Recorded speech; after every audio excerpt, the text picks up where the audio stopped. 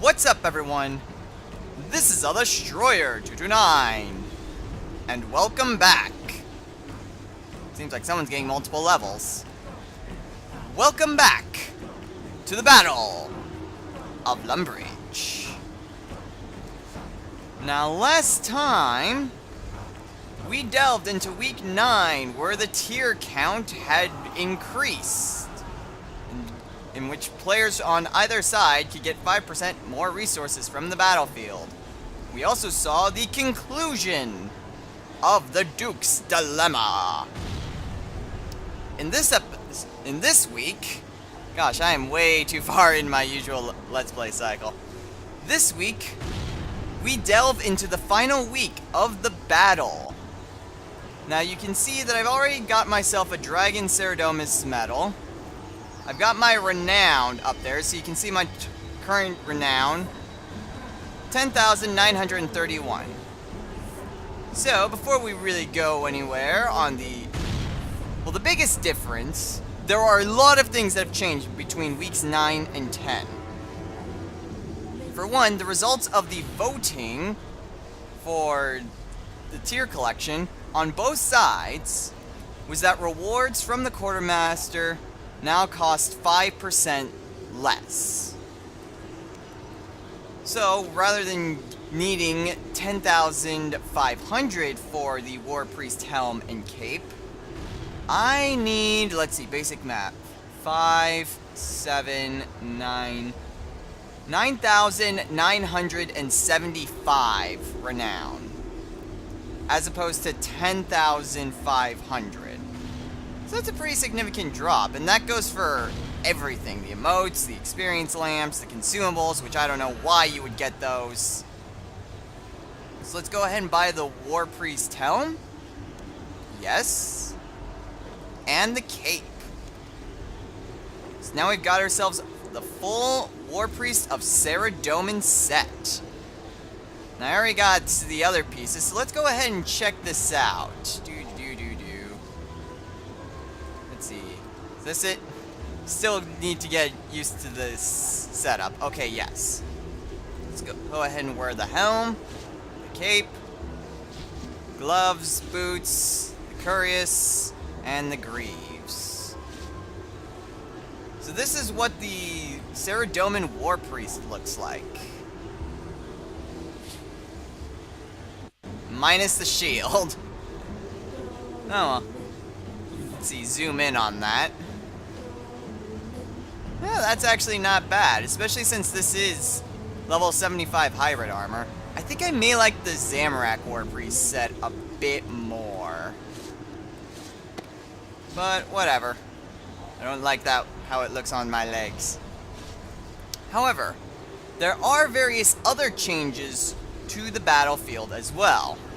As you can see in the distance, more troops were announced, kind of as a last surprise. What we have here guarding, yes, Requiesce. What we have guarding the Ceradomin Gate is the Ceradominus Colossus.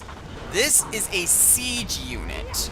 What was on the voting for both trying to get the champions and the elites, they have finally made an appearance in week 10.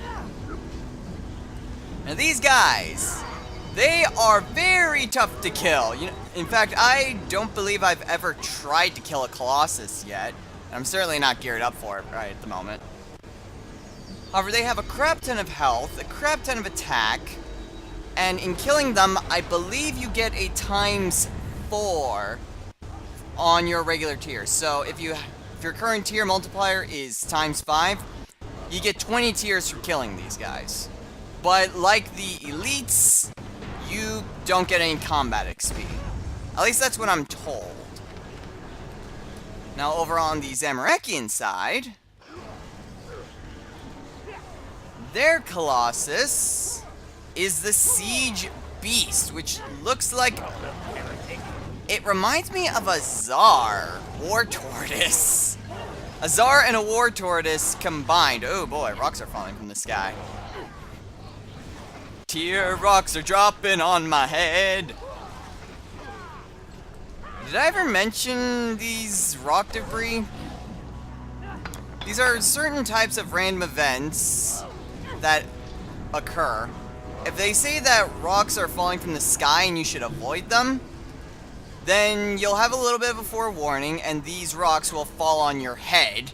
If you're underneath them, then you will be dealt massive damage. However, if you mine them, you get a divine shard, which you can go back to your camp, and it's worth 30 tiers. So it's a very nice bonus, and best of all, it doesn't count to your regular limit. So you can get as many of these fragments as you can mine. There's only a certain amount that any certain group of players can get before they disappear, and they will disappear on their own. So if you want to get it, make sure that you mine it, quickly get back to camp or teleport, and deposit them. These have been around since week 1. I don't believe we've seen them on screen. If we have, then it was very early on and I don't remember it. Now there are various other changes as well. Sacred metal fragments now apparently drop in more quantities. That's what I read somewhere. I don't know exactly... Those guys just got blasted. I don't know exactly by how much, because I managed to get all 6 cosmetic overrides before that change happened, so yay me. The divine tiers, although it still says you can collect a maximum of 3,000 tiers per day, you can now get 4,500 per day. Jagex has increased the cap on how many divine tiers you can get. So in case you were still just a bit off on getting some sort of reward, there is still time. And I believe the last thing was that various rare drops became a little bit more common. Such as this right here. Oh wait, you guys can't see my cursor. Well, right by my name, where you see that little text box, I actually managed to get one of the 4 rare titles. Now these titles, there are 4 titles that you can get from either killing the regular units, or killing the champions. 2 of them are side-specific. Let me see if I can't try to find the area where they are. Here we are, titles. I believe it's under miscellaneous? No. Descriptions? Yes. Okay, so there are 4 titles that you can get from this. The 2 that are neutral, in which you can get them from either side, are the Boundless and the Eternal. And I actually got the Eternal when I killed a Zamorakian champion. The Powerful, I believe, is the Zamorakian exclusive title, and the Virtuous is the Saradominus exclusive title. So those are the various titles, and I actually did manage to get one. So go me! Let's see. I believe that's it, though, for the changes. The biggest is the Colossus, I would imagine. I mean, look how the size of that compared to the Elites. These things are freaking huge. But yes, there's a lot more going on. In terms of lead, Saradomin's lead continues to rise. And this is a big surprise to me, because I thought for sure Saradomin's lead would begin to decline. But it still hasn't. Saradomin's lead is currently at 31,274,310 votes. And keep in mind, it's 10 tiers per vote. So that is still a huge lead, and it continues to rise. Now keep in mind, there's the rest of tonight, there's still Friday, Saturday, and Sunday. So there's still about 3, well actually, according to Grimmage Mean Time, it would be technically Friday. So, the rest of the day, which would be Friday, Saturday, Sunday. So there's a little less than 3 days remaining. I don't think Zamorak is going to lower Saradomin's lead at this rate. I mean, it's been going at a snail's pace, but it just continues to rise. Also, I love the music of the Colossus.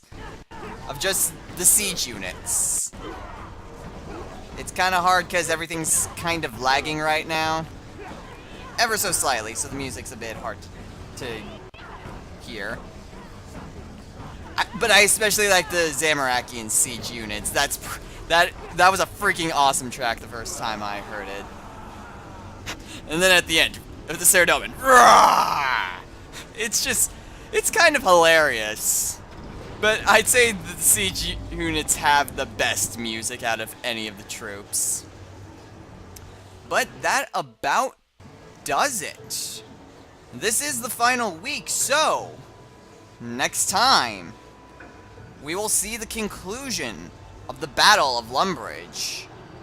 And what happened? Who wins? Ah, here we are, the Siege Beast. I'm gonna be quiet to let this play.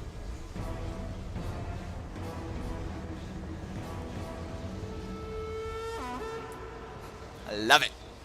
So, next time on the Battle of Lumbridge, we will see who wins the war, and what happens to Lumbridge, and what the gods plan to do next. So, until next time, everyone, take care.